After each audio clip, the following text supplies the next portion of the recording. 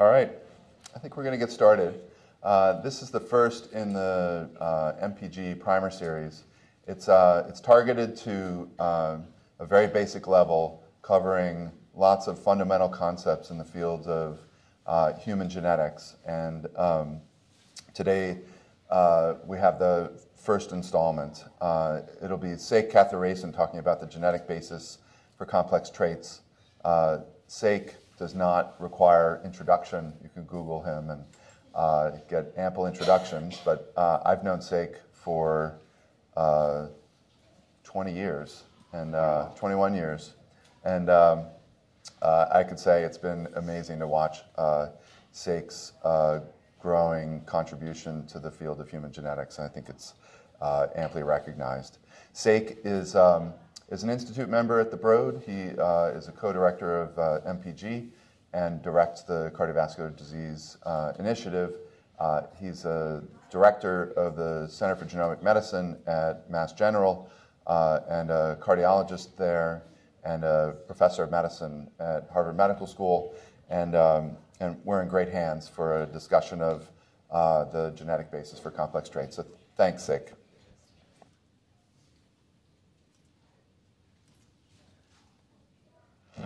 Okay, thank you very much, Chris, for the kind introduction. Chris and I met in 1997. I started as an intern in Mass General, and he was a junior resident, and have been good friends as well as colleagues over the last 20 plus years. And so it's really a pleasure to be here. And Chris has led this primer series for many, many years. Actually, he started it, and I really credit to his devotion to kind of education and training the next generation of geneticists. So I want to keep this very interactive, and I have a bunch of slides, but I don't need to get through them. I just want to make sure that people leave kind of with a good understanding of what's the inherited basis or how to approach a complex disease in terms of thinking about the genetics. And I'm going to focus on the disease that we've worked on, heart attack, but the principles are relevant to really every disease that has a genetic and, let's say, a lifestyle component to complex disease. Okay, so let's start with just thinking through a patient, actually, because a lot of our work, at least, and a lot of the work here at the Broad is inspired by specific problems, right? Human disease problems. And here's one. This is a 42-year-old male who presented with dizziness and profuse sweating. And what you can see here, this is the actual ambulance sheet for that person. Stretcher brought into the residence. The patient was getting ready for transfer from the chair to the stretcher when he started posturing, having a seizure, and the patient was subsequently transported into the ambulance unit. And inside the ambulance had this heart rhythm on the monitor, and that's ventricular fibrillation. So this is very chaotic activity emerging from the ventricles, the two bottom chambers of the heart. And this is a rhythm that is not compatible with blood pressure life. So he was shocked out of this rhythm. And then see this, and this is an EKG that shows evidence of an acute heart attack. And the patient was actually treated for this heart attack. Heart attacks are caused by blockages in the heart arteries, which we'll talk about in a minute. But one of the treatments in this situation is to go in and try to basically clear the blockage from within the artery. And that was done, an angioplasty and stent, the artery was opened. But during all of this, the patient had suffered a fair amount of anoxic brain injury during the resuscitation and actually died 10 days into the hospital course. So this is a 42-year-old individual with fatal early onset myocardial infarction. These are some of the risk factors. So HDL a little low, triglycerides a little high, family history, father with an MI at a young age, 54. If you take that information and put it into a risk calculator, this is what doctors are asked to do when they see patients in the clinic in terms of assessing risk for heart attack. You can Google this. This is called the pooled cohort risk equation, and you can put your numbers in. And what you end up getting is a 10-year risk of having a problem, of having a heart attack or dying from heart disease. In this patient, it was 1.7%. So that's considered low risk. And his doctor, actually, a few months prior to having had the problem, had basically said, okay, you're low risk, have lifestyle and so forth. But we know that several months later, he actually had a fatal heart attack. So exposes some of the limitations of using this kind of risk scoring to understand somebody's 10-year risk of having a problem, particularly in young people. Okay, so that's the clinical disease that we focused on. And this disease is very much like a lot of the other common complex diseases, has both an inherited and a lifestyle component. I'm going to give you some background. I'm going to give you some background about the disease and also how we've approached the disease from a genetics perspective. Again, stop me anytime in terms of questions. The disease, I said, is heart attack or myocardial infarction. And this is a disease of the arteries that run on the surface of the heart. So this is the heart muscle. There are 3 arteries, major arteries that run on the surface of the heart, shown here. Here's one of those arteries in cross-section. And the disease itself is a disease of the wall of the artery. There's buildup of gunk, basically plaque, in the wall of the artery over several decades. So there's a chronic component, chronic phase to the disease. And then there's an acute component, which is the inner lining of the blood vessel bursts, plaque rupture it's called, and exposing the subendothelial collagen to flowing blood, and that's a very potent trigger for blood clotting, for thrombosis. So what happens is, at a given time point, you have that plaque rupture, the blood clots, it stops blood flow from going further down the channel, and so the part of the heart that's served by that artery might die, and that happens if the blockage is there for more than about 20 minutes. So that death of heart tissue is a heart attack. It's myocardial necrosis is a heart attack. And that can be detected by symptoms, EKG change, and a blood test, elevation in cardiac biomarkers. So this is the leading cause of death worldwide. When we have a disease like this, this disease or any of your favorite diseases, how do we think about the role of genetics? How do we know that genes actually play a role? Right. So that's often the first question we all start with. So when I got started in the field, 20-some years ago, for coronary artery disease, this was the question: if your mother or father had a history of early onset cardiovascular disease, what is the fold increase in personal risk to you? This is the starting question for a lot of people. So you can get at the role of genes by asking this kind of question. You can do a formal heritability analysis. You can do segregation analysis. There's several approaches basically to get at whether a disease has a genetic component. So that's the starting point. So for this disease, the question has been about family history. And this question actually was answered, or at least the initial answer goes way back actually to somebody named Paul Dudley White, who was the founder of the cardiology division at Mass General Hospital. Actually, it's considered like the father of American cardiology. He, in the early 1900s, the EKG had been invented in Europe, in the UK, and in Germany. And he, about 10 years after the initial demonstration of the EKG, he brought that technology over to the United States in the early 1920s, and then kind of established kind of modern cardiology in the US, and founded the American Heart Association, one of the founders of the National Institutes of Health. So really very proud. And it was I don't know if you guys know, but Eisenhower had a heart attack while in office. And Dr. White was the cardiologist to President Eisenhower. Okay, so he was interested in this question of inherited component because he noticed in his patients who had heart attack at a young age, and he actually used a very early cutoff, 45. So men and women before the age of 45, he just looked simply to see what proportion of their parents actually had that same problem, had a heart attack. And noticed that about 15%,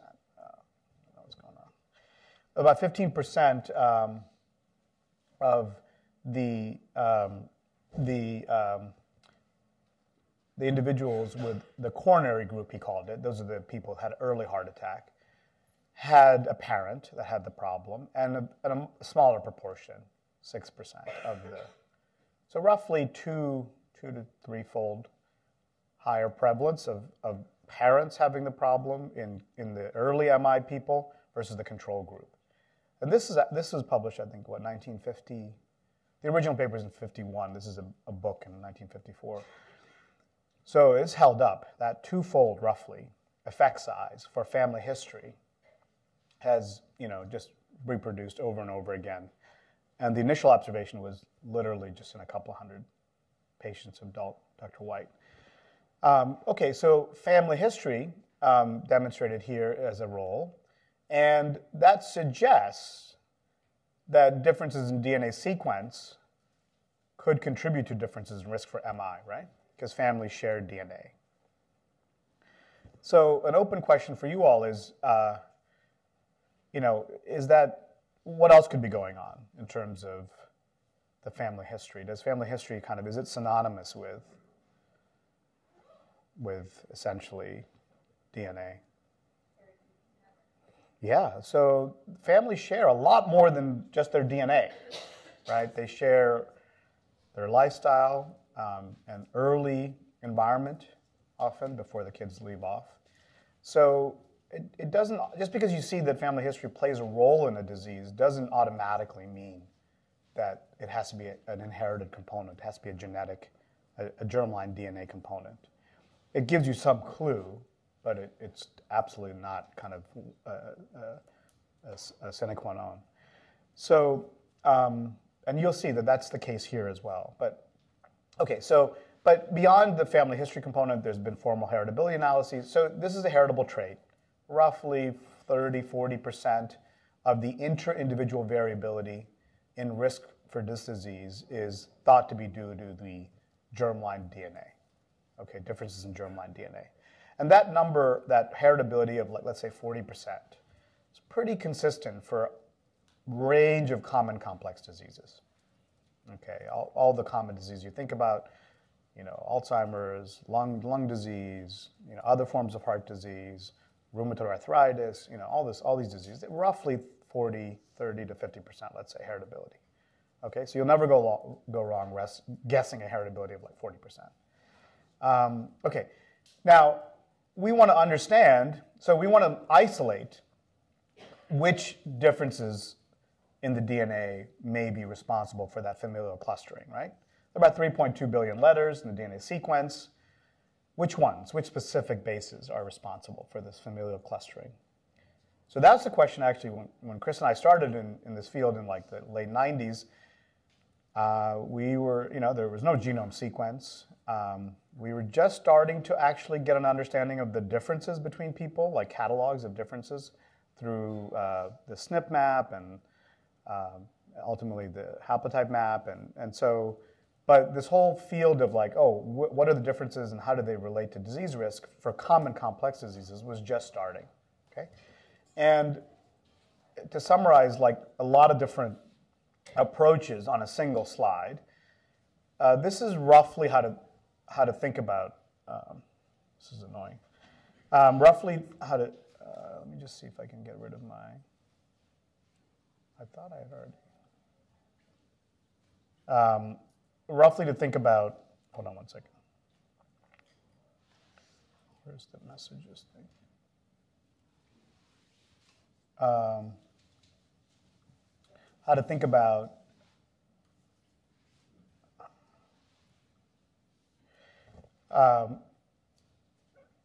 essentially solving the genetic component of a common complex disease, okay?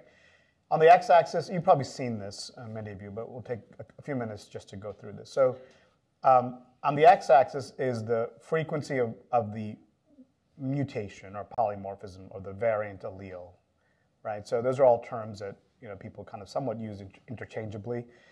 But if you think about the human genome sequence, take a specific spot on chromosome 1, most people in the world will have the same letter. Right? Some small fraction will have a different letter. And this is just calculating the frequency of the population that has that different letter, right? The minor allele. And that can be very rare, 1 in 10,000, 1 in 100,000. That can be very common, 40, 50% of the population has. And when it's very common, over 1%, those are called polymorphisms, just by convention. Less than 1%, typically considered mutations. Right? That's the term that's used. Now, so that's the allele, frequency of the allele. On the y-axis is how big of an effect that variant allele has on disease risk, from very small effect to very large effect. Okay, so you have a set of approaches that are useful for finding alleles in the population that are very common and typically have a modest effect on disease risk. By modest, I mean like 10%, 20% increase in risk based on carrying the allele, 30% increase in risk. Then you have another set of approaches that are very good at detecting rare mutations of very large effect. Okay? And historically, the last 20 years, the way to get at these common variants, and here I'm just giving you a definition of 1 in 20 is common. So 5% of the population or greater has the variant allele. And you have a set of approaches that are very good at detecting common variants of modest effect, and that's typically been genotyping arrays. Right? So why is that? Why do we, like, again, going back to Chris and my experience, we were like in the thick of it when the first genome-wide association studies were done, kind of screening a set of common variants across the genome for association with the given disease. So why do you think we started there? What did those studies involve in terms of characterizing the genotype? I'm gonna have to pick on people. Yep. So there are comments that are on haplotype C, you can probe a small number of loci. Yeah, I think that gets an important point. Is that they're sorry? Oh yeah. So his answer was they're common, so you can probe a small number of haplotypes to get at the variation. And so that's, I think, a pretty good answer. The idea here is that these variants, right, are frequent in the population, so maybe 20, 30% of the people or 5%. And you can look at a limited number of individuals, make a catalog of all the sites that are common, okay, and then figure out how to determine in any given person whether those sites are variable or not. So you don't have to look at essentially every site in the genome. You can look at a very small number of people, catalog the sites that vary frequently, and then use this technology, genotyping chip technology, array technology, that was the first available essentially to look at DNA variation in a large number of people. Use that to just probe the sites that vary frequently. So the initial chips had about 100,000 variants on them, not 3.2 billion, sites. So about 100,000 sites that you could probe whether somebody carried at that spot a given letter or an alternate letter. Then it became a little larger, 500,000, and now typically the chips have roughly 1 to 2 million spots. Okay. Now, what are these? And there's several generations of chips. They're often genome-wide association study is the approach. It's called a GWAS chip. It's also, there's some chips that had basically just coding content, but details are not that important. But generally, they're genotyping arrays. So what are the strengths and limitations of these genotyping arrays for detecting variation in the genome?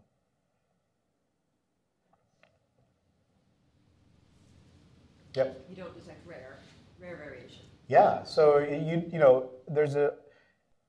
there's like an infinite reservoir of rare variation in the human population. So every given base basically will likely be mutated in somebody, almost every base. If if you are able to detect it. And that's not what you're getting at here, right? You're getting at just the most frequent variations. And you're cataloging in a very small number of individuals, and you're looking at only those spots. You have to know where to look for this type of approach to work. If the mutation happens to be in the next spot over in that person, you're not catching it with the genotyping array, right? Okay, so that's pretty important. So that's where we started. And then, but in about 2007, 8, 9, definitely by 9, we were able to apply next-gen sequencing to basically characterize much more of the genome. And in every given person, you're actually specifically going and looking at base by base and being able to tell if it's mutated or not, rather than just sticking to the sites that happen to be on the chip. So then that next-gen sequencing has been very useful to look at typically coding sequence initially, the exome, and then now whole genome, okay? So these distinctions about the technologies that we're going to use to look at common or rare or this middle bucket of low frequency, they're kind of historical distinctions in some sense. Ultimately, we'll just have one technology to assess genotype, which is whole genome sequence. And then you just use different analysis methods to look at the common or the rare, right? But we're not quite at that transition yet. It's really a cost thing. So if you think about cost to determine genotype, what is the cost right now typically of these arrays?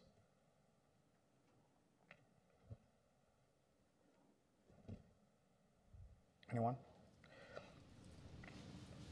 $1,000, $10? 20. Sorry? 20. Yeah, it's 20. Good. He's in my lap. So, yeah, $20 roughly at scale. What about exome sequencing, which is sequencing of the 30 million bases that make up all the proteins, or most of the proteins? So 1% of the sequence, 1% of genome codes for protein. 18,000 genes, 180,000 exons, 30 million bases roughly. Yes? About 150? Yeah, about $200 right now. And then what about a genome? Close to 1,000. Yeah, 800,000, something like that. Okay, so that gives you a sense of this. So it's a pretty big difference still. The arrays are way cheaper. Okay, different approaches to detect genotype. And then how do you associate genotype with phenotype? That's basically human genetics, right? You want to correlate genotype with phenotype. This is one way to check genotype, but how do you relate the genotype to phenotype? Well, that's going to be shown here. There are a couple of study designs. One, again, thinking about common variants of modest effect. And here, typically, the study design has been population studies of association. So you have a bunch of individuals with disease, without disease, and you're comparing site by site the frequency of a given letter in cases compared to controls. For site 1 all the way to site common variant like 2 million, right? In each site you're comparing. And then you try to figure out which sites is there an excess in cases compared to controls of a given letter, with the expectation for most sites in the genome, there's no difference of that letter frequency in cases compared to controls, but for a very small fraction, it goes up. That's higher, let's say, in cases. That would be the risk flavor. So that's the study design. But for rare variants, or for looking at detecting rare variants of large effect, the study design now, and typically, is one of these two. So if the disease follows the patterns of a pattern of Mendelian segregation, so as if like a single gene is responsible in the family, then you can use a family-based design. But for quantitative traits, you can also try to get these rare variants of large effect by looking at the extremes of the distribution, taking people with very high, let's say, LDL cholesterol, very low LDL cholesterol, and then sequencing them and looking to see what's the difference in rare mutations in this group versus this group. So these are 3 different study designs, basically to correlate genotype with phenotype. All right. So let's jump in then with that as background to give you just a flavor for how this is done and what some of the results have been for this disease.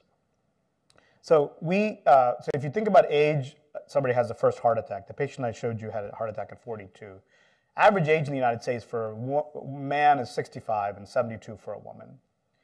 And we've actually studied individuals with early disease. Okay, men less than 50, women less than 60. And this is a very commonly used strategy to enrich for genetic signal. If you have the problem at a young age, much more likely to be genetic influence rather than lifestyle over like 30, 40 years of cheeseburgers, for this disease. So we focus on early MI, and we typically have, again, enrolled these at this age cutoff, and we started a while back. And we've approached or tried to get at 3 different paths to early MI. I think this is a model, again, that you could use for really any complex disease. The first, what best understood when we got into the field was this monogenic model, which I'll review. Then you have the polygenic model in terms of a path to early disease. And the most recent observation has been somatic mutations for this disease, which I think many of you may find of interest. Typically, somatic mutations are thought of being important in cancer, right? So the key distinction, of course, is germline mutations here. That's the type that you inherit from your parents, right? And then the somatic or acquired mutations are those one that that happens in you after birth. So in your development or after birth and or adulthood. And so we'll take each of these 3 models in turn. Okay, so let's talk about the monogenic model and then polygenic, and then we'll do the somatic. Okay, so the monogenic model, again, this study design is applicable now to a range of diseases, so you should think about how this might be relevant for a disease you might be interested in. We took 5,000 individuals with heart attack at a young age, 5,000 control individuals, and then sequenced the exome in all 10,000 people. And did this analysis, searching for risk mutation signal across each of the 18,000 genes. So what does that analysis look like? Well, you take gene 1 for a given gene. You basically tally up the number of rare mutations in the coding sequence in the cases, and you get a cumulative frequency of rare mutations in that gene in cases. You do that tally in controls, and you compare. What is the cumulative frequency of rare mutations in cases compared to controls? With the expectation that for a risk gene, there would be the cumulative frequency of rare mutations in cases would be greater than controls. So pretty straightforward in terms of conceptually. You do that for gene 1, and you do that all the way to gene 18,000. So what are some questions that come up when I say that? What are you thinking about in terms of this analysis, comparing the cumulative frequency in cases compared to controls? What are the, analytic issues that you might think about? Yep. Gene size. Okay. How does gene size? Bigger genes will have more mutations. The occurrence of mutations on average. I think that's good. That's very definitely true. But what about this here in terms of thinking about will that impact your ability to compare in cases versus controls?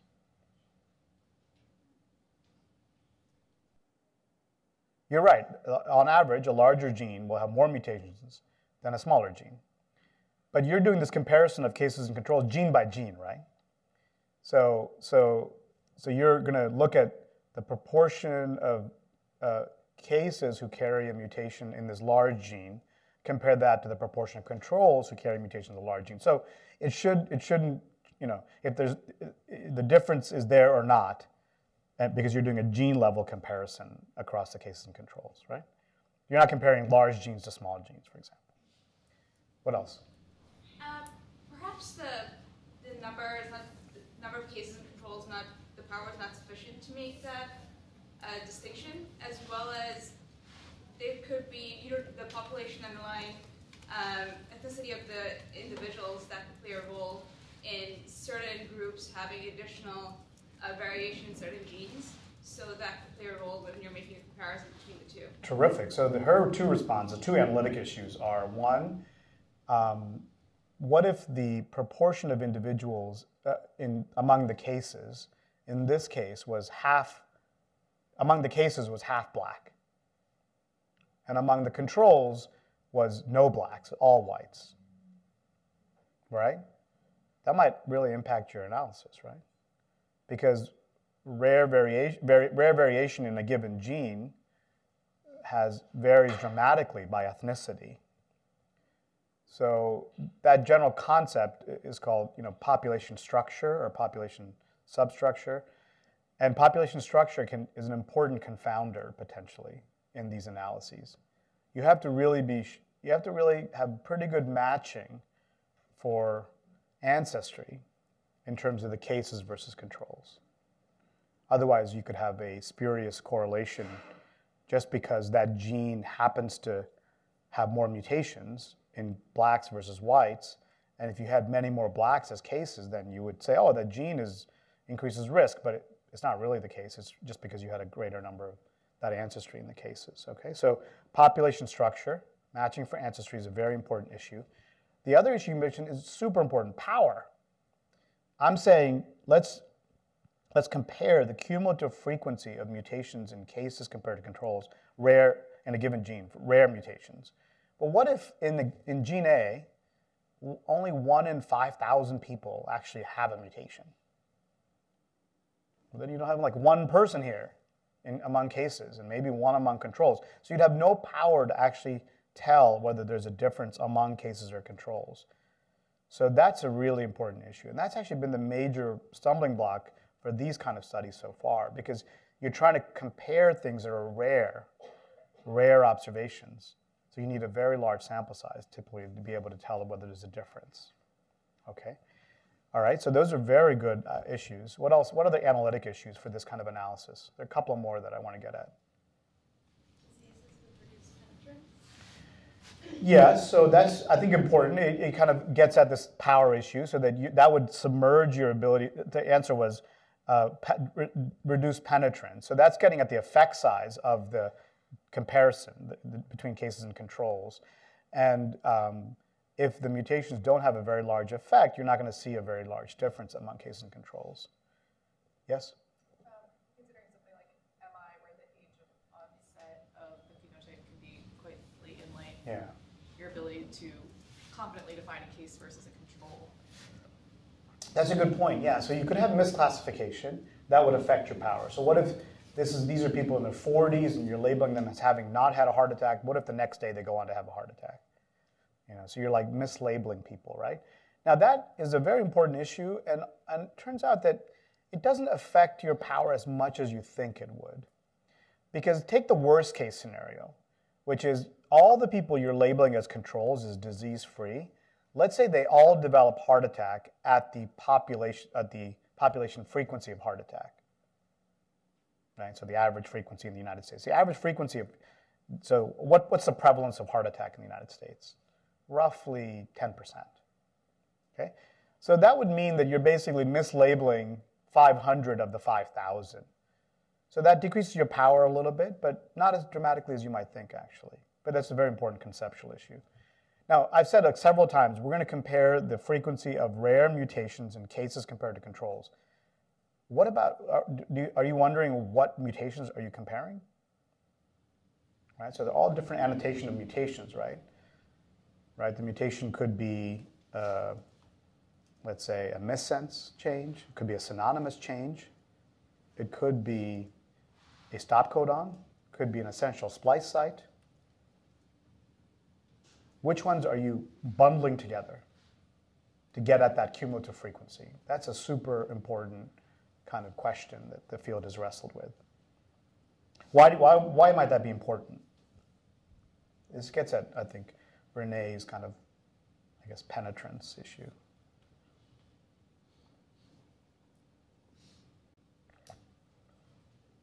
Yep. Oh, you're a ringer. I can't really. Okay, go ahead.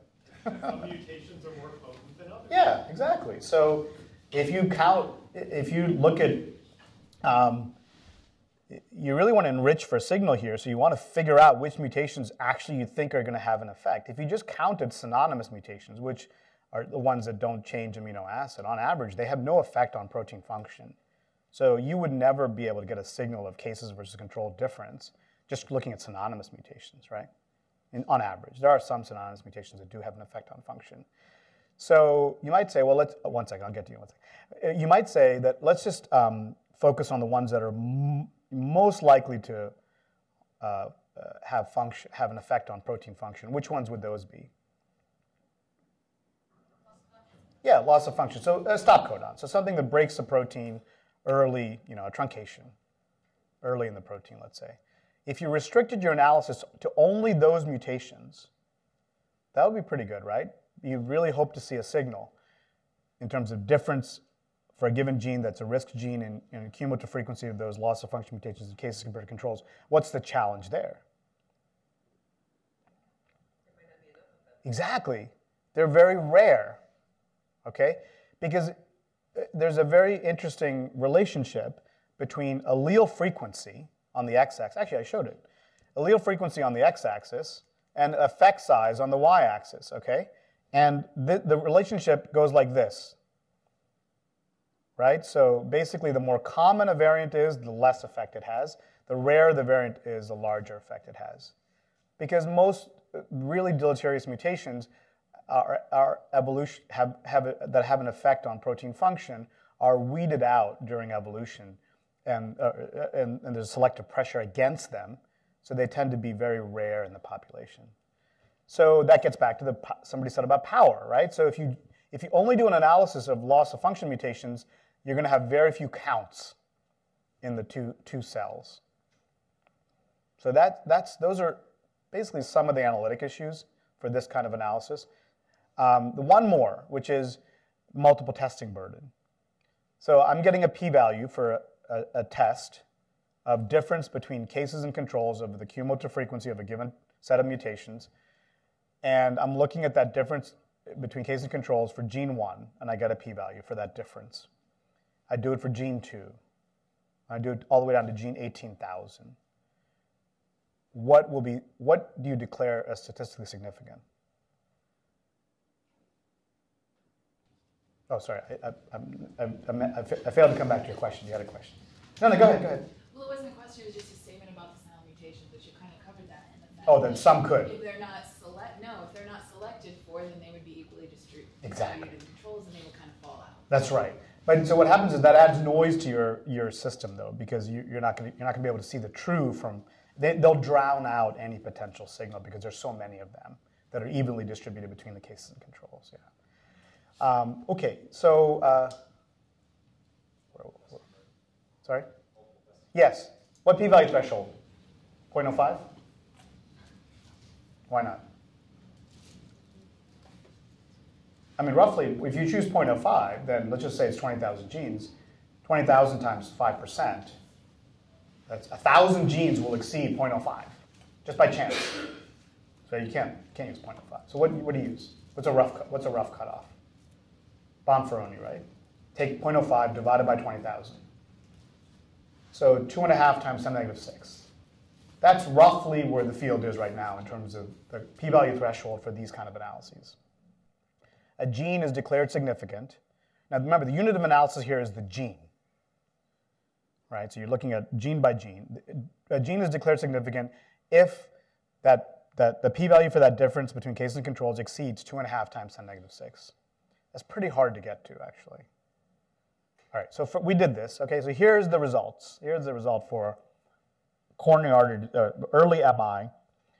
And what I'm showing you here on the x-axis are the expected p-values. On the y-axis, the observed p-values. And each dot here is a gene. is a p-value for the comparison between cases and controls for that gene in terms of cumulative frequency of mutations. And I won't go into like what mutations we counted, but that's a detail. What do you see? So these are good plots to kind of get used to. So this is a QQ plot. So essentially, again, expected observed. The red line is the null distribution. So if there's no signal at all, then every dot would fall along that red line.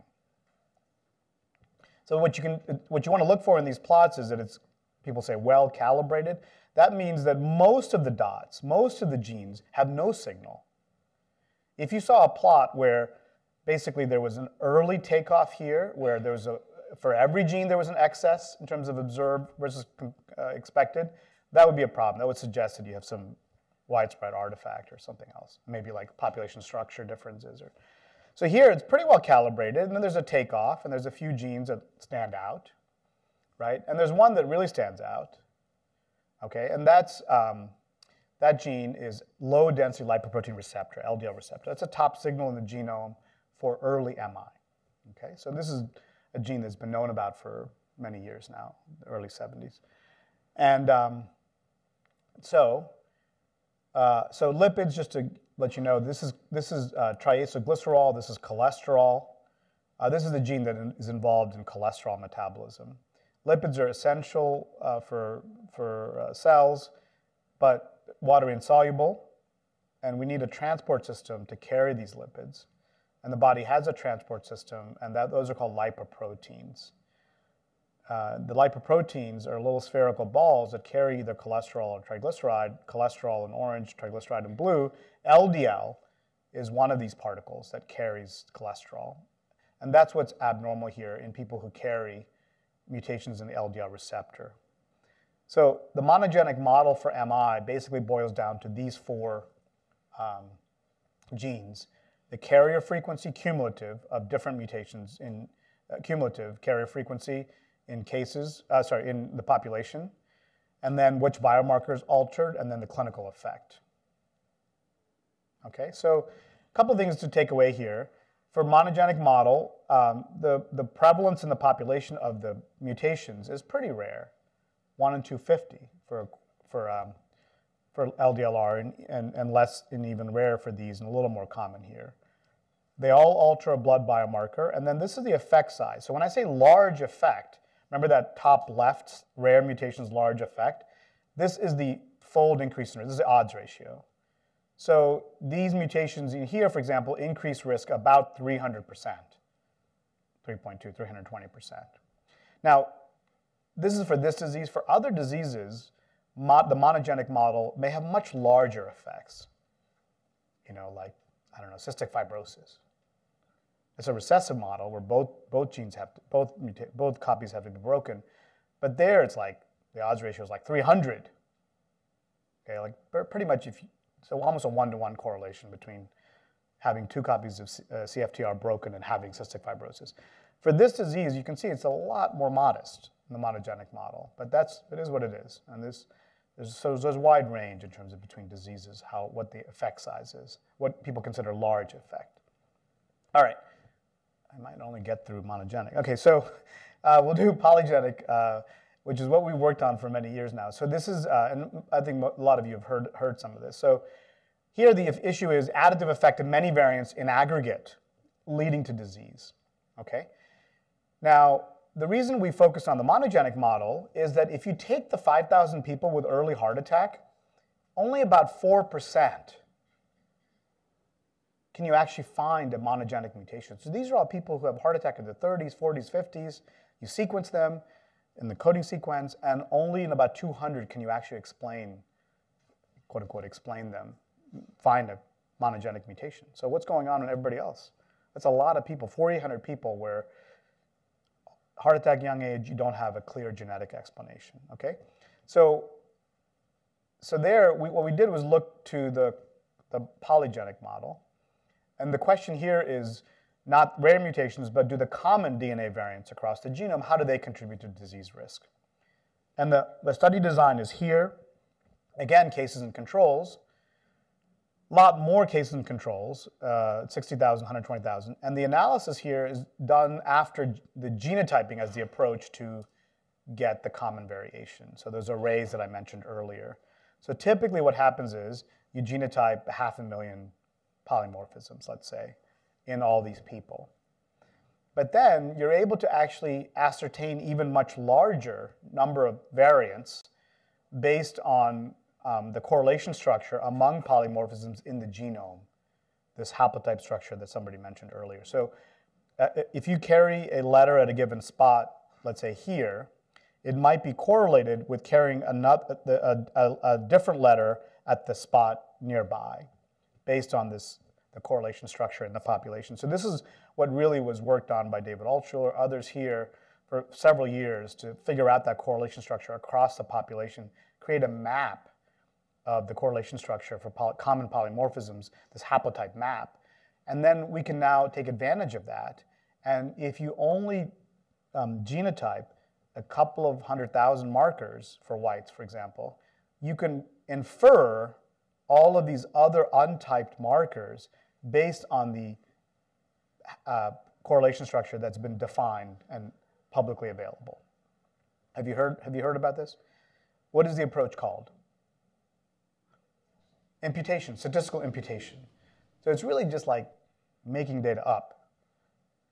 It's probably not the right way to say it, but it's actually coming up with untyped polymorphisms. Your best guess for a polymorphism that you didn't directly experimentally define in that person. But it turns out it's remarkably accurate, like nearly perfect, because we now understand that correlation structure so well in each population, each of the major ancestry groups. Okay, so we can genotype several 100,000 and then get to millions of polymorphisms across the genome that have been typed in the cases and controls. So here's the key conceptual difference between the last analysis and this analysis. What we're going to do here then is not look gene by gene, but rather site by site, variant by variant. The unit of analysis in the last was gene. Here it's polymorphism by polymorphism. So at polymorphism 1, you're comparing the frequency of a given letter, the variant letter, in the cases compared to the controls. And then you're doing that comparison all the way to polymorphism, in our case here, 6.6 million. Okay, these are all common variants, over 1% variant allele frequency in the population. And what should happen for most of the polymorphisms? Will there be a difference in terms of the variant allele frequency in cases versus controls? No. For a small fraction, there might be an excess, and those are the associated variants.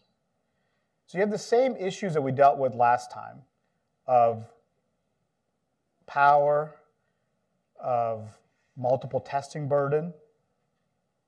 What do you consider significant? You're doing 6.6 million tests here. It can't be 0.05. What is significance? And then what variants you analyze. There's the same range of issues, actually, largely. Now, these results are often plotted like this. Okay, so on the x-axis is all the chromosomes. On the y-axis is strength of statistical evidence. Here's the genome-wide significance line. Okay, I just kind of dropped that in. What does that mean?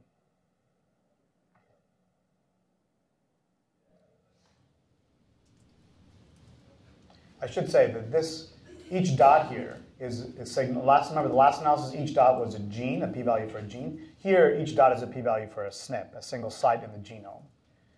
And you can see the top signal here are a stretch of SNPs on this chromosome 9.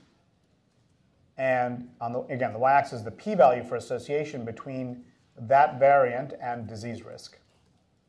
Okay. What this threshold line, remember the last threshold we said was take the 20,000 genes, 0.05 divided by 20,000. Here, it's the same thing. It's a Bonferroni threshold correction, but here we're going to have to estimate how many tests are we doing when we test all the common polymorphisms of the genome. You could say take 0.05 divided by 6.6 million, because that's how many variants you looked at. But it turns out that there's a correlation structure, as I said, between the 6.6 million. So there's about 1 million independent tests when you test all common variants in the genome. So the genome-wide threshold is 0.05 divided by 1 million. So 5 times 10 to the negative 8th. That's been the field standard to date. Okay? So all of these spots exceed that 5 times 10 to the negative 8th, about 95 specific spots in the genome.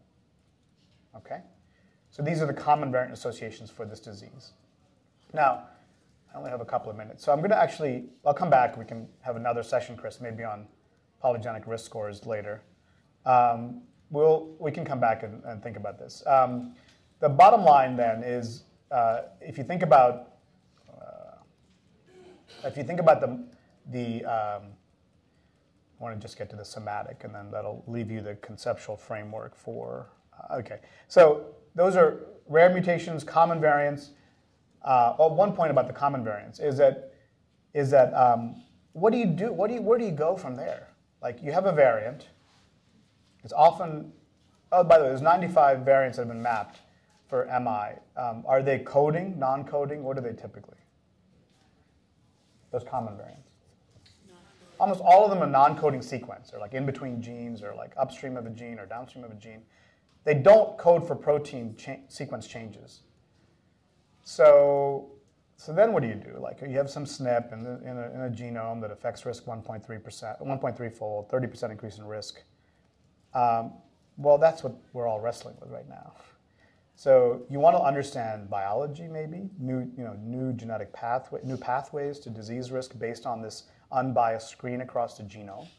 So there's a lot of work trying to go from the variant to the relevant gene to the relevant function. And then you also want to potentially use that information to predict disease risk. Well, that's what the polygenic score part was going to be about. And that actually, there's been some progress that you can use all these mapped variants to find a subset of individuals that are higher risk. At risk sometimes approaching the monogenic mutations as well. Okay, so the last part of it is the somatic mutations. And here, the story revolves around blood cells. And blood cells during your life, an adult life, can acquire mutations in a given gene, a driver mutation, that might give it a clonal growth advantage, a selective advantage in terms of growth of the blood cell. And they expand, and then they may acquire additional mutations as well. So a couple of years ago, Sid Jaswal and Giulio Genovese and others here at the Broad showed that this process of clonal hematopoiesis, these mutations in blood cells, can be detected from exome sequencing of blood tissue. And it's an age-dependent process. Very few young people have these clones. People in the 70s and 80s, about 10% of them have clones. So, and the mutations are spread out in just a few genes, actually, these genes here. And having a mutation ups your risk of having blood cancer, future risk of blood cancer. That's not a surprise. But he also found that it ups risk for coronary heart disease, incident coronary heart disease. So heart attack. And so we went on to try to replicate this. And what we see is that roughly 2% of early heart attack patients actually have a clone. We went into this thinking nobody who's young should have this, because it's an age-dependent process. But about 2% of early MI patients have a clone, and it's detectable from exome sequencing. And their risk is very similar to the monogenic model. And what we see is the mechanism is likely through heightened inflammation, IL-1 beta pathway. And there may be some therapeutic approaches to target that inflammation, some medicines available that could be given to these patients if you figure out they have clonal hematopoiesis. Okay, so I try to walk you through the models, the different models for risk for a common complex disease, monogenic, polygenic, this clonal hematopoiesis, and think through some of the approaches to detect variation, and then the approaches to correlate the variation to phenotype, and then specifically apply that to heart disease. Okay, thank you.